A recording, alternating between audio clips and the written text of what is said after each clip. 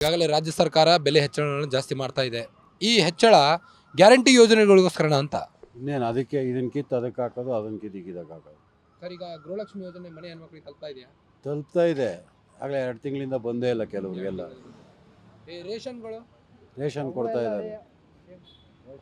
ಎಲ್ಲ ಅವು ಹಂಗೆ ಒಂದು ತಿಂಗಳು ಕೊಡ್ತಾರೆ, ಇನ್ನೊಂದು ತಿಂಗಳಿಗೆ ಇಲ್ಲವೇ ಇಲ್ಲ. ಅದು ಕಳೆದೋಯ್ತದಲ್ಲಿ ಲೆಕ್ಕ. ಅದು ಹೊಸ ಲೆಕ್ಕ ಆಯ್ತದೆ. ಅದೇನು ಆಯ್ತು ಇನ್ನು ಬಡ್ಜೆಟಿಂದ ಸಮಸ್ಯೆ ಹಿಂಗಾಗಿ 3 ರೂಪಾಯಿ ಜಾಸ್ತಿ ಮಾಡಿದ್ರು. 3 ರೂಪಾಯಿ ಜಾಸ್ತಿ ಮಾಡಿದ್ರು. ಒಂದು ದಿನಕ್ಕೆ ಎಷ್ಟು ಲಾಭ ಆಯಿತು? ಗ್ಯಾರಂಟಿಗೆ ಅದಕ್ಕೆ ಅಲ್ಲಿಗೆ ಅಡ್ಜಸ್ಟ್ ಮಾಡ್ತಾರೆ.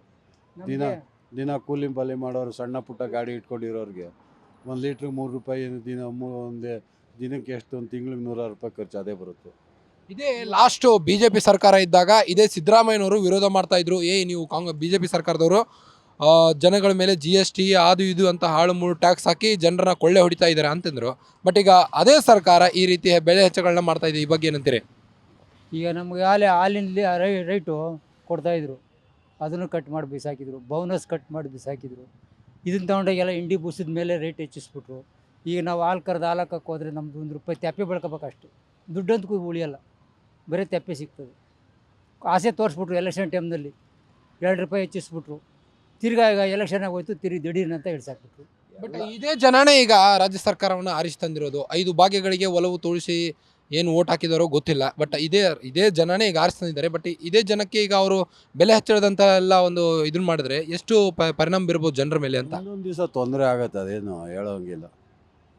ತೊಂದರೆ ಆಗತ್ತೆ, ಆಗಲ್ಲ ಅಂತಲ್ಲ. ಆಗಲೇ ಕೆಲವು ಕಡೆ ತೊಂದರೆ ಆಗ್ತಾ ಇದೆ ಅವ್ರಿಗೆಲ್ಲ. ಏನೋ ಅರ್ಥಕೊಂಡು ಕ್ಲೀನಾಗಿ ಸ್ವಲ್ಪ ಜನಕ್ಕೆ, ಸಾಮಾನ್ಯ ಜನಕ್ಕೆ ಅನುಕೂಲ ಆಗಬೇಕು. ಇದ್ರ ಬದಲು ಫ್ರೀ ಕೊಡೋದ್ರ ಬದಲು ಬಡವ್ರಿಗೆ ಶಿಕ್ಷಣ ಕಮ್ಮಿ ರೇಟಲ್ಲಿ, ಇವೆಲ್ಲ ಎಜುಕೇಷನ್ನು, ಆ ಥರ ಆಸ್ಪತ್ರೆ ಅಲ್ಲಿ ಹೋದಾಗ 1000 ರೂಪಾಯಿ ಸ್ಕ್ಯಾನಿಂಗ್ ಕೊಡೋದ್ರ ಬದಲು ಅದನ್ನೇ ಕಮ್ಮಿ ಮಾಡಿದ್ರೆ ಎಷ್ಟೋ ಅನುಕೂಲ ಆಗುತ್ತೆ. ನೀವೇನಂತೀರಿ ಈ ಬಗ್ಗೆ? ನಮ್ದು ಇನ್ನೇನು ಸರ್, ನಾವು ರೈತರ ಬಗ್ಗೆ ವ್ಯವಸ್ಥೆ ಕಷ್ಟದವರು. ಈಗ ತೆಂಗಿನಕಾಯಿ ರೇಟ್ ಇತ್ತು, ಅದು ಹೋಯ್ತು. ಎಲ್ಲ ಮುಳುಗೋಯ್ತು. ವ್ಯಾಪಾರ ಇಲ್ಲ, ಹೊರದೇಶಕ್ಕೆ ಆರ್ಡ್ರ್ ಕೊಡೋಲ್ಲ ಸರ್ಕಾರ, ಕಾನೂನು. ಆಮೇಲೆ ಮೇವು, ಈಗ ನಾವು ಹೊಲ್ಕಾಕ ಮೇವು ಏನಿದೆಯೋ ಎಲ್ಲ ಹೈ ರೇಟ್ ಮಾಡ್ಕೊಂಡಿಸವ್ರಿ. ಈಗ ರೈತ ಬೆಳೆಯೋಕೆ ಹೋದಿಲ್ಲ, ಎದ್ರಕತ್ತಾನೆ, ಬೆಳೆಯೋದೇ ಬೇಡ ಅಂತಾನೆ. ಈಗ ದವಸ ಧಾನ್ಯನ ಬೆಳೆಯೋದೇ ಬೇಡ, ನಮಗೆ ಲಾಸ್ ಆಯ್ತದೆ. ಈಗ ಸರ್ಕಾರ ಇದಕ್ಕೆಲ್ಲ ಹೆಚ್ಚಿಸ್ಬಿಟ್ರು. ನಾನು ನುಡಿದಂತೆ ನಡೆದಿದ್ದೇವೆ ಅಂತ ಸಿದ್ದರಾಮಯ್ಯ ಸರ್ಕಾರ ಹೇಳ್ತಾ ಇದೆ. ಈ ಬಗ್ಗೆ ಏನಂತೀರಿ? ನುಡಿದಿದ್ದಾರೆ ಅಂತಂದರೆ ಅದೇ ಒಂದು ಕಡೆ ಕೊಡ್ತಾ ಇದ್ದಾರೆ, ಒಂದು ಕಡೆ ಕಿತ್ಕೋತಾರೆ. ಅದರಲ್ಲೇನು ಸ್ವಂತ ಎಫರ್ಟ್ ಏನಿಲ್ಲ. ಈಗ ಹಾಲಿನ ದರ 2 ರೂಪಾಯಿ ಏರಿಕೆ ಆಗಿದೆ. ಮೊದಲು ಎಷ್ಟಿತ್ತು? 22 ರೂಪಾಯಿ ಅರ್ಧ ಲೀಟ್ರಿಗಿತ್ತು. ಇವಾಗ 44 ರೂಪಾಯಿ 1 ಲೀಟ್ರ್ ಆಗಿದೆ. ಈ ಬಗ್ಗೆ ಏನಂತೀರಿ? ಅದೇ 50 ಗ್ರಾಮ್ ಜಾಸ್ತಿ ಹಾಕಿದ್ದೀವಿ ಅಂತಾರಲ್ಲ 2 ರೂಪಾಯಿಗೆ. ಈಗ ಮನೇಲಿ ಮಕ್ಕಳು ಇರ್ತವೆ, ಹಾಲು ಕುಡಿಬೇಕು, ವಿಧಿ ಇಲ್ವಲ್ಲ, ಏನು ಮಾಡಿದ್ರು ಅನುಭವಿಸ್ಲೇಬೇಕಲ್ವ.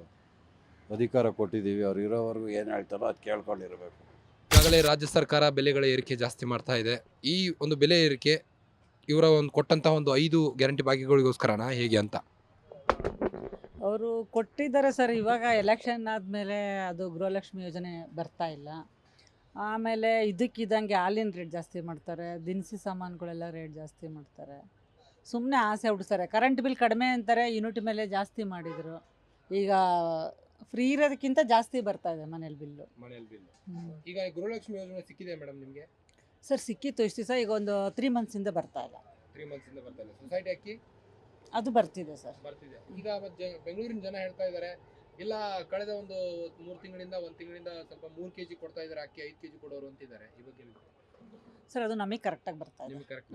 ಕರೆಕ್ಟಾಗಿ ಬರ್ತಾ ಇದೆ. ನಮ್ಮ ಮನೇಲಿ ಇರೋದೇ ಇಬ್ಬರು ಅಮ್ಮ ಮಗ. ಈಗ ಬೆಲೆ ಏರಿಕೆಯಿಂದಾಗಿ ನಿಮ್ಮ ಒಂದು ಬಿಸ್ನೆಸ್ಗೆ ಎಷ್ಟು ಹೊಡೆತ ಬಿದ್ದಿದೆ ಮೇಡಮ್? ದುಡಿಯೋದಕ್ಕಿಂತ ಖರ್ಚು ಜಾಸ್ತಿ ಅನ್ನೋದಾಗಿದೆ ಸರ್. ಬದುಕೋದು ಹೆಂಗಪ್ಪ ಈ ಥರ ಖರ್ಚಾದ್ರೆ, ಯಾಕಂದರೆ ದುಡಿಮೆ ಕಡಿಮೆ. ಇವಾಗ ಇಲ್ಲಿ ಸಿಗರೇಟ್ಗಳು ಮಾರ್ತೀವಿ ಅಂತ ಪೊಲೀಸ್ಗೆ ಸ್ಟೂಡೆಂಟ್ ಹಾಳಾಗ್ತಾರಂತ ಅವ್ರು ಇದು ಮಾಡ್ತಾರೆ. ಕಷ್ಟ ಇದೆ ಸರ್ ಬಡವ್ರ ಜೀವನ ಎಲ್ಲ. ಇದ್ದಂಥವ್ರದ್ದು ಹೆಂಗೋ ನಡೆದೋಗುತ್ತೆ. ನಮ್ಮಂಥ ಮಿಡ್ಲ್ ಕ್ಲಾಸ್ ಫ್ಯಾಮಿಲಿಗೆ ತುಂಬ ಕಷ್ಟ ಇದೆ. ಬಸ್ಸಲ್ಲಿ ಫ್ರೀ ಓಡಾಡ್ತಾ ಇದೆ ಮೇಡಮ್? ಇಲ್ಲ ಸರ್, ಬಸ್ಸಲ್ಲಿ ಓಡಾಡಲ್ಲ. ಸೀಟ್ಗಳಿಗೋಸ್ಕರ ಈಗಾಗಲೇ ಹೆಣ್ಮಕ್ಳು ಓಡಾಡ್ತಾ ಇದ್ದಾರಲ್ಲ ಸರ್. ಒಂದೇ ಒಂದು ಸರಿ ಚುಂಚನಗಿರಿಗೆ ಹೋಗಿದ್ವಿ, ಅಲ್ಲಿ ಸೀಟು ಕಡಿಮೆ ಇರೋ ಜಾಗದಲ್ಲೇ ಹೋಗಿದ್ವಿ. ಹಂಗಾಗಿ ದಿನ ಓಡಾಡಲ್ಲ, ದಿನ ಅಂಗಡಿಗೆ ಬರ್ತೀವಲ್ವ, ಊರುಗಳಿಗೆಲ್ಲೂ ಹೋಗಿಲ್ಲ ನಾವು. ಈ ಒಂದು 2-3 ರೂಪಾಯಿ ಹೆಚ್ಚಿಗೆಯಿಂದ ಜನಕ್ಕೇನು ಹೊರೆ ಬೀಳೋದಿಲ್ಲ ಅಂತಿದ್ದಾರೆ. ಈ ಬಗ್ಗೆ ಏನಂತೀರಿ?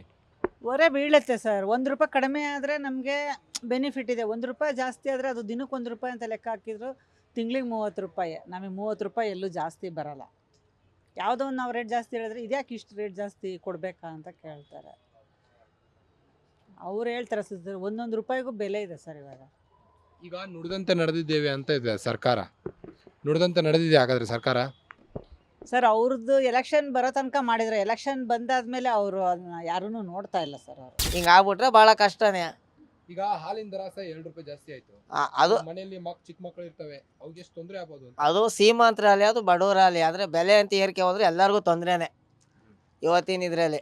ಶ್ರೀಮಂತರಿಗೆ ಬೇರೆ ಬಡವ್ರು ಬೇರೆ ಅಂತ ಏನಿಲ್ಲ ಲೆಕ್ಕ ಅದರಲ್ಲಿ. ಕಾಂಗ್ರೆಸ್ನ 5 ಗ್ಯಾರಂಟಿಗಳು ನಿಮ್ಗೆ ತಲುಪಿದಾವೆ?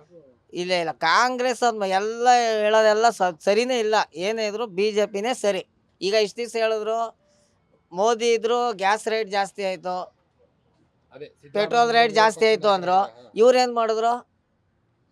ಈಗ ಮನೆಯದು ಫ್ರೀ ಮಾಡಿದ್ರು, ಅಂಗಡಿ ಅರ್ಧ ಏರ್ಸಿದ್ರು, ಗಂಡ ಹತ್ರ ಕಿತ್ಕೊತಾವ್ರು, ಹೆಂಡ್ತಿರು ಕೊಡ್ತಾವ್ರೆ ಅಷ್ಟೇ. ಇನ್ನೇನಲ್ಲ ಆಗಿರೋದು. ಈಗ ಸಿಲಿಂಡರ್ ಅದನ್ನೇ ನಾನು ಹೇಳ್ತಾವೆ. ಇಷ್ಟು ದಿವಸ ಏನು ಹೇಳ್ತಾ ಇದ್ರು, ಮೋದಿ ಅವ್ರು ಹಂಗೆ ಮಾಡ್ಬಿಟ್ರು, ಹಿಂಗೆ ಮಾಡ್ಬಿಟ್ರು, ಹಿಂಗೆ ಮಾಡಿ. ಇವ್ರು ಮಾಡ್ತಾ ಇರೋದೇನು ಈಗ ಅಷ್ಟೇ. ಅದು ಅಲ್ಲೇ ಹೇಳ್ಬೇಕು ಅಂದರೆ BJP ಸರ್ಕಾರನೇ ಬೇಕು ಒಟ್ಟಿನಲ್ಲಿ. ಯಾರು ಬಂದರೂ ಅದೇನೆ, ಅವ್ರ ಮೇಲೆ ಇವ್ರು ಹೇಳ್ತಾರೆ, ಇವ್ರ ಮೇಲೆ ಅವ್ರು ಹೇಳ್ತಾರೆ. ಯಾರು ಬಂದರೂ ಒಂದೇನೆ, BJP ಸರ್ಕಾರನೇ ಇರಬೇಕು. ಈಗ ನಮ್ಮ ಇಂಡಿಯಾಕ್ಕೆ ಬಿಜೆಪಿಯ ಒಂದು 5 ಗ್ಯಾರಂಟಿಗಳಲ್ಲಿ ನಿಮ್ಮ ಮನೆ ಹೆಣ್ಣು ಮಕ್ಕಳಿಗೆ ಗೃಹಲಕ್ಷ್ಮಿ ಯೋಜನೆ ಸಿಕ್ಕಿದೆಯಾ? ಅವರು ಏನೇ ಮಾಡಲಿ ಬಿಡಲಿ, BJP ನಮ್ಗೆ ಅದು ಲೆಕ್ಕ ಇಲ್ಲ. ನಾವು ದುಡಿಲೇಬೇಕು ಯಾರೇ ಬಂದರೂ. ಆದರೆ BJP ಸರ್ಕಾರ ಇರಬೇಕು ಇಂಡಿಯಾಕ್ಕೆ. ಗ್ಯಾರಂಟಿ ಯೋಜನೆಗಳು ಅಂತ ನಮ್ಗೆ ಏನು ಸಿಗಲಿಲ್ಲ ಸರ್. ಒಂದು ತಿಂಗಳು ಬಂದರೆ ಒಂದು ತಿಂಗಳು ಬರಲ್ಲ, ಆ ಥರ ಇದೆ. ಮಾಮೂಲಿ ಪೆಟ್ರೋಲ್ ಅದೆಲ್ಲ ಎಲ್ಲರಿಗೂ ಆದಂಗೆ ನಮಗೂ ಕಷ್ಟದಲ್ಲೇ ಇದೀವಲ್ಲ ಸರ್. ಈಗ ಹಾಲಿನ ದರ 2 ರೂಪಾಯಿ ಹೆಚ್ಚಿಗೆ ಮಾಡಿದ್ದಾರೆ. ಮನೆಯಲ್ಲಿ ಚಿಕ್ಕ ಮಕ್ಕಳು ಇರ್ತವೆ, ಹಾಲು ಕುಡಿಲೇಬೇಕು, ಯಾಕಂದ್ರೆ ಬೆಳವಣಿಗೆ. ಹೌದು ಸರ್. ಅದು ನಾವು ಸ್ವಲ್ಪ ಜಾಸ್ತಿ ಕೊಡ್ತೀರಾ ಅಂತ 50 ml ಜಾಸ್ತಿ ಕೊಡ್ತಾರೆ ಅಂತ ಹೇಳಿದ್ರು. ಅದೇನು ಪರವಾಗಿಲ್ಲ ಅಂತ ಅನ್ಸುತ್ತೆ. ಮತ್ತು ಬಸ್ ಚಾರ್ಜ್ ಕೂಡ ಮತ್ತೆ ರೇಟ್ ಜಾಸ್ತಿ ಮಾಡ್ತೀನಿ ಅಂತಿದ್ದಾರೆ. ಮತ್ತು ಪೆಟ್ರೋಲ್ ರೇಟ್ ಜಾಸ್ತಿ ಆಗಿದೆ, ಡೀಸೆಲ್ ರೇಟ್ ಜಾಸ್ತಿ ಆಗಿದೆ. ಅದೇ ಕಷ್ಟನೇ ಮನುಷ್ಯನಿಗೆ ಇವಾಗ. ಈಗ ಈ ಹಿಂದೆ BJP ಸರ್ಕಾರ ಇತ್ತು ಕರ್ನಾಟಕದಲ್ಲಿ. ಆವಾಗ ಇದೇ ಸಿದ್ದರಾಮಯ್ಯನವರು ವಿರೋಧ ಪಕ್ಷದ ನಾಯಕರಾಗಿದ್ದಾಗ BJP ಮೇಲೆ ಆರೋಪಗಳನ್ನ ಹೊರಿಸಿದ್ರು. ನೀವು ಬೆಲೆ ಏರಿಕೆ ಆಗಲಿ, GST ಆಗಲಿ ಸಿಕ್ಕಾಪಟ್ಟೆ ಮಾಡಿ ಜನರ ಮೇಲೆ ಹೊರೆ ಇಳಿಸ್ತಾ ಇದ್ದಾರೆ ಅಂತೀರಿ. ಬಟ್ ಈಗ ಅದೇ ಒಂದು ಸರ್ಕಾರ ಈಗ ಆಡಳಿತದಲ್ಲಿದೆ. ಬಟ್ ಅದೇ ಸರ್ಕಾರ ಈಗೇನು ಮಾಡಿದೆ, ಬೆಲೆ ಹೆಚ್ಚಳಂತಾರೆ ಎಲ್ಲ ಹೊರೆಗಳನ್ನ ಹಾಕ್ತಾ ಇದೆ ಜನಸಾಮಾನ್ಯರ ಮೇಲೆ. ಇದ್ರ ಬಗ್ಗೆ ಏನಂತೀರಿ? ಸರ್ ಎಲ್ಲರೂ ಒಂದೇ ಸರ್. ಇಲ್ಲ ಅವ್ರು ಬೇರೆ ಇವ್ರು ಬೇರೆ ಅಂತ ಹೇಳೋಕ್ಕಾಗಲ್ಲ. ಎಲ್ಲರೂ ಹೆಚ್ಚು ಸರ್. ಅವ್ರಿದ್ದಾಗಲೂ 117 ರೂಪಾಯಿ ಇತ್ತು ಪೆಟ್ರೋಲು ಅಲ್ವಾ ಸರ್? ಮತ್ತು ಇವ್ರು ಬಂದಮೇಲೆ ಕಡಿಮೆನೇ ಆಯ್ತಲ್ಲ. ಯಾರು ಸರಿ ಯಾರು ಸರಿ ಇಲ್ಲ ಅಂತ ಹೇಳೋಕ್ಕಾಗಲ್ಲ. ಯಾರು ಸರಿ, ಟೋಟಲ್ ರಾಜಕೀಯನೇ ಸರಿ ಇಲ್ಲ. ಏನಂತೀರ ಸರ್? ತಪ್ಪ? ಯಾರು ಬಂದರೆ ಇವ್ರು ಸರಿ ಮಾಡ್ತಾರೆ ಅನ್ನೋದು ಯಾರೂ ಇಲ್ಲ ಸರ್. ಎಲ್ಲರೂ ಯಾರು ಬಂದರೂ ಆ ಜಾಗಕ್ಕೆ ಅದೇ ಕೆಲಸ ಮಾಡ್ತಾರೆ ಅಲ್ವರಾ? ಅದನ್ನ ಬಿಟ್ಟರೆ ಬೇರೆ ಏನು ಹೇಳೋಕ್ಕಾಗಲ್ಲ ಸರ್. ಈಗ ನುಡಿದಂತೆ ನಡೆದಿದ್ದೇವೆ ಅಂತ ಸಿದ್ದರಾಮಯ್ಯ ಸರ್ಕಾರ ಹೇಳಿದೆ. ಇದ್ರ ಬಗ್ಗೆ ಏನು ಅಂತೀರಿ? ನುಡಿದಂತೆ ನಡೆದಿದ್ದಾರಾ? ಯಾರೂ ನಡೆಯಲ್ಲ ಸರ್. ಗೆಲ್ಲಕ್ಕೆ ಎಲ್ಲ 1000 ಮಾತಾಡ್ತೀವಿ, ಯಾರೂ ನಡೆಯಲ್ಲ. ಹೆಂಗೆ ನಡೀತಾರೆ? ಈಗ ಫ್ರೀ ಕೊಟ್ಟಿದ್ದೀವಿ ಅಂತ ಅಂತಾರೆ, ಗಂಡಸರಿಗೆ ಬಚ್ಚಾರ ಜಾಸ್ತಿ ಮಾಡಿದ್ದಾರೆ ಅಲ್ವರಾ? ಏನೂ ಮಾಡೋಕ್ಕಾಗಲ್ಲ. ಅದನ್ನು ತಗೊಂಡು ಇಲ್ಲ ಹಾಕ್ತಾರೆ. ಗ್ಯಾರಂಟಿ ನ್ಯೂಸ್, ಸುದ್ದಿ ಖಚಿತ, ನ್ಯಾಯ ನಿಶ್ಚಿತ.